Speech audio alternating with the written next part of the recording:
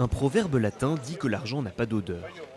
Dans le marché de Noël de Tallinn, les billets de banque sont imprégnés du parfum du vin chaud. Bientôt ce ne sera plus le cas. La couronne estonienne vit ses dernières heures et au soir du 31 décembre, lorsque minuit sonnera, l'Estonie sera officiellement le 17e pays à entrer dans la zone euro. C'est certainement un énorme avantage pour voyager, pour faire du commerce international et beaucoup d'autres choses. Je ne sais pas, ça doit être bon pour les businessmen. La vie continue. Les prix vont augmenter et les gens pauvres seront encore plus pauvres. Peuplée de moins d'1,5 million d'habitants, l'Estonie est l'une des plus petites économies de l'Union européenne, mais c'est aussi l'une des plus prospères. En 2007 déjà, elle était candidate pour accueillir la monnaie unique, mais un boom économique et une inflation trop élevée l'en ont empêché.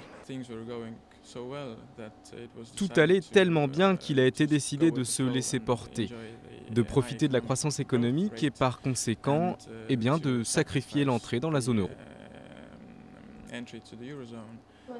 Grâce à une politique très conservatrice, l'Estonie a surmonté la crise économique mondiale et fait chuter l'inflation de près de 10% en seulement un an. Désormais, ce pays balte répond à tous les critères de l'Union européenne. Pourtant, après les faillites grecques et irlandaises, cette adhésion intervient au moment où la zone euro traverse sa plus grave crise depuis sa création en 1999. Les Estoniens doivent-ils s'inquiéter pour autant ?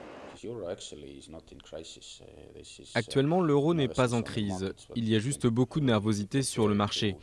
Mais par comparaison, le dollar et le yen sont plus touchés que l'euro. Néanmoins, il faut bien dire que certains pays de la zone euro ont des problèmes. Avec une dette publique 10 fois inférieure à la moyenne des 27 pays membres de l'Union européenne, l'économie estonienne semble avoir de beaux jours devant elle. Les consommateurs qui craignent une hausse globale des prix devront avant tout s'habituer à leur nouvelle monnaie. Enfin, pour ceux qui paieront par carte bancaire, le problème se posera un peu moins.